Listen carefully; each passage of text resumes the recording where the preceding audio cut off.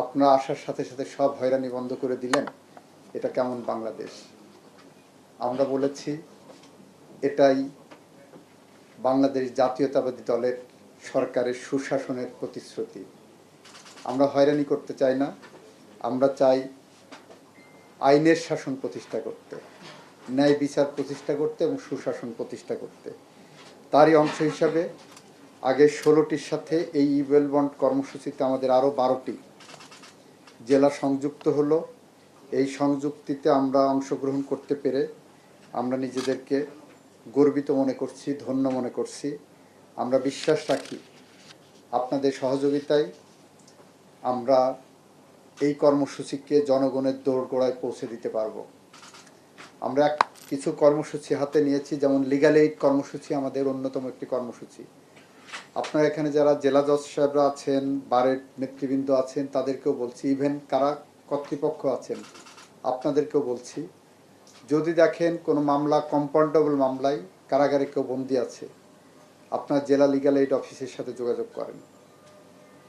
বিচারক যারা আছেন দেখেন যদি কম্পাউন্ডেবল মামলা হয়, নেগোশিয়েবল হয়, আপনারা এইটা লিগ্যাল এইডে পাঠান অথবা নিজেরা নিষ্পত্তি করে। বছরের পর বছর একটা মামলা যখন ঘুরে তখন ওই মামলার পিছনে সরকারের বিপুল অর্থ খরচ হয়।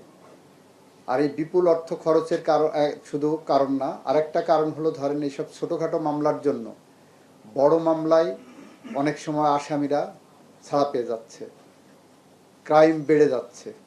এই জায়গাটা আপনারা যদি একটু জুডিশিয়াল অ্যাক্টিভিজমের মাধ্যমে সহযোগিতা করেন, আমরা বিশ্বাস রাখি বছর ঘুরতে না ঘুরতে এই জুডিশিয়ারিও ঘুরে দাঁড়াবে। মানুষের আস্থা, বিশ্বাস, ভরসার জায়গা যে জুডিশিয়ারি, সেই জুডিশিয়ারি আরও বেশি উন্নত জায়গায় পৌঁছতে পারলে মানুষ ন্যায় বিচার পাবে, সুশাসন পাবে, আইনের শাসন পাবে। সেরকম একটি জুডিশিয়ারিকে এগিয়ে নিতে আমরা বেল বন্ডের পাশাপাশি মিডিয়েশন এবং অন্যান্য জায়গায় ন্যায় বিচার নিশ্চিত করতে যে প্যারামিটারগুলো আছে সেদিকে লক্ষ্য রাখব বলে আমরা বিশ্বাস রাখি এবং আপনারা সেই কাজে অগ্রণী ভূমিকা পালন করবেন।